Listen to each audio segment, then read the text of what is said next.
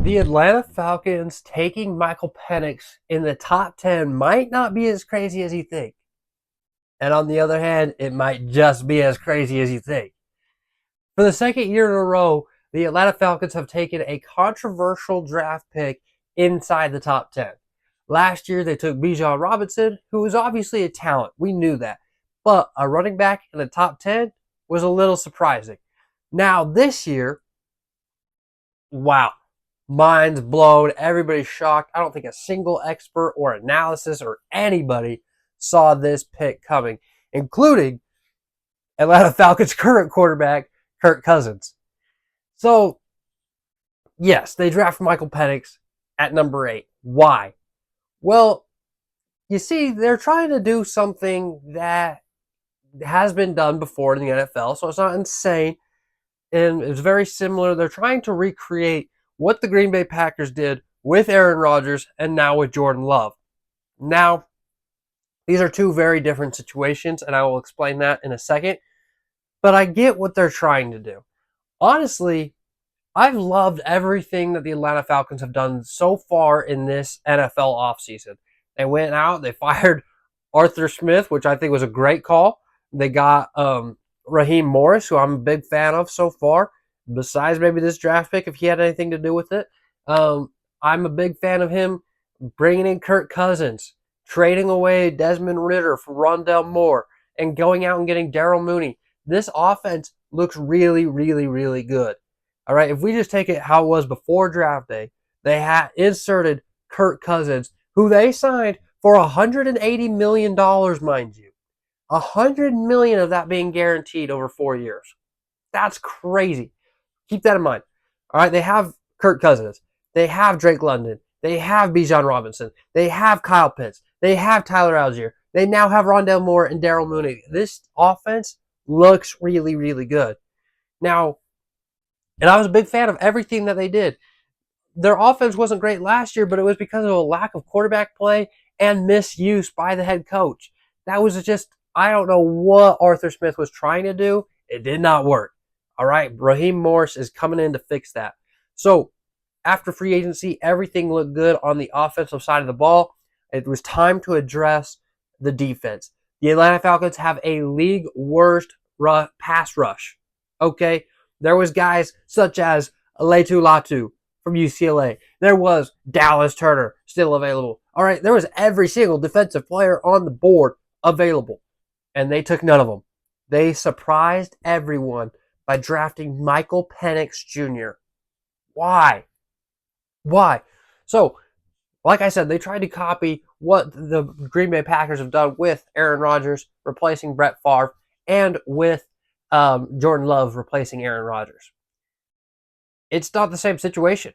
It is not the same. And that tells me that the Atlanta Falcons are not confident that Kirk Cousins makes them a Super Bowl champion. Even if they improved the defense immensely, which they need to, even if they did, they're not confident in Kirk Cousins being the quarterback to win a Super Bowl. They're just not. They're not. If they were, they would go all in. They would focus on this defense. They would fix that pass rush. They would add the guys that they need to, and they didn't.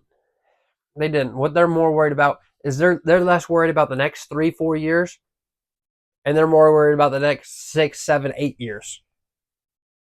That's surprising, especially where that division is really up for grabs right now. The Tampa Bay Buccaneers squeezed it out last season, and they're probably going to have to squeeze it out again this season.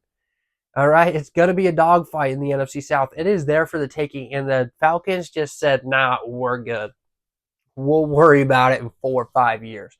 But I wouldn't be so confident because the Carolina Panthers could be good in 4 or 5 years. The New Orleans Saints might be get out of cap hell in 4 or 5 years. The Tampa Bay Buccaneers can get better in 4. You get what I'm saying. You get what I'm saying. I'm not a fan of this, but what they're trying to do is they're trying to get Michael Penix, who they are very confident in, and this video has nothing to do. I do not want to degrade or discredit Michael Penix Jr. at all. Though I did not think he was going to go in the top 10. I thought he was going to be more of a 12 to 15 pick. I'm not mad about Michael Penix Jr. going so high. I'm mad that he went to the Atlanta Falcons because the Atlanta Falcons should just focus on winning now. They should have got an immediate playmaker on defense. Because here's the thing. They want Michael Penix Jr. to learn from Kirk Cousins. They admire Kirk Cousins. They think he's a pro's pro, which I agree. He is. Stand up dude. Okay? But they don't think he's a Super Bowl champion. So they want to pass on knowledge. They're paying $180 million for knowledge to be passed on to Michael Penix. And so that he can become the quarterback of the future, a franchise guy, and a Super Bowl champion in the next 6-7 years. Okay? I'm sure they're banking on 3 years of Kirk Cousins. Michael Penix comes in year 4 and takes over. But the problem is Michael Penix turns 27 in 4 years. 27. If you follow that timeline I just laid out, he would be 27 before he started his first NFL game. Well, let me remind you, Patrick Mahomes has won 2 Super Bowls by that time. And he is only 28 now and has 3. 27. Michael Penix with his injury history, which again, I don't want to discredit. I think Michael Penix can be a good dude. I don't think the injuries are going to be a big problem. He's going to bounce back. He's going to learn from those. Whatever. The thing that the Packers did so well when they drafted Aaron Rodgers was Aaron Rodgers was supposed to be the number 1 overall pick that year. There was debate between him and Alex Smith going to the San Francisco 49ers. The 49ers inevitably chose Alex Smith. Okay, cool. Packers, I don't think, went into that draft and were like, yeah, we're getting Aaron Rodgers. No, because he fell from number 1 overall to number 25. And they drafted a number 1 overall type player at 25. That is great value. Okay, then yes, you let him learn from Brett Favre for a few years.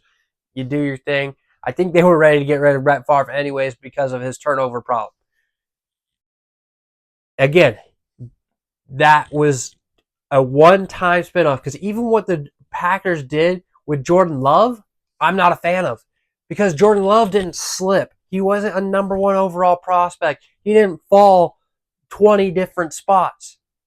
They traded up to get him in the first round when he was probably a day 2 guy. I wasn't a fan of that then, and I know it's working out a little bit, but if they would have gone all in on Aaron Rodgers, I think they could have won a Super Bowl. Could have. If they would have drafted, they also just didn't draft well, which doesn't help them. But if they could have drafted a good wide receiver, maybe a T. Higgins, or maybe an actual good cornerback instead of this Kevin King and whatever. Yeah, anyways, this is not a Packers video. You know what I'm saying. I think the Green Bay Packers could have won a Super Bowl instead of drafting Jordan Love. Even though it's working out now, they still don't have a championship to show for it. It made sense when it was Aaron Rodgers because he was a number 1 overall prospect that fell 25 spots. Michael Penix was not supposed to go this early. Michael Penix wasn't even supposed to be the next quarterback drafted, at least. It was supposed to be J.J. McCarthy at 10 or 11, where he did end up getting drafted to the Minnesota Vikings. Now, I know a lot of NFL teams this year were quarterback desperate and were big fans of Michael Penix. And it came out yesterday that there was a lot of big fans of Michael Penix and Bo Nix. So we saw 6 quarterbacks taken in the top 12, which is uncertain. I'm at a loss for words. It's crazy. It's absurd. It's insane. Never been heard of before. But the Atlanta Falcons were not a quarterback desperate team. They did not. That is why it's so crazy. But I understand what they're doing. I understand the why. They're trying to replicate the Aaron Rodgers success, the Jordan Love success. They're trying to, and they just don't have faith in Kirk Cousins to be a championship guy. And I can't really blame him because Kirk Cousins has not won the big games in the playoffs, though I don't think that's necessarily his fault. We can go into the stats another day. I don't think that's Kirk Cousins' fault. And he's now coming off an Achilles injury. Who knows how well he will bounce back from that? One of the toughest injuries in all sports to come back from. So I'm not mad that they don't have crazy faith in Kirk Cousins, but why'd you pay him $180 million? 180. $100 million guaranteed. Michael Penix is going to be 27 before that contract is over. 28 before that contract is over. That's crazy. That's crazy. I don't know. Not a fan. I think Dallas Turner would have been a better move. I think Latu Latu would have been a better move. But the Atlanta Falcons just did the unthinkable and probably not in a good way. I wish Michael Penix the best. I hope he does succeed. But really, I hope Kirk Cousins succeeds in Atlanta. And I hope that team can win some big games, make it to the playoffs this year. I don't know. So it is crazy, but maybe not as crazy as you think. I understand the reasoning. No. It's crazy. It's crazy. It's crazy. I understand the reasoning, but it's crazy. What did you think of the pick? How surprised were you? And what do you think the Atlanta Falcons are going to do in the upcoming season?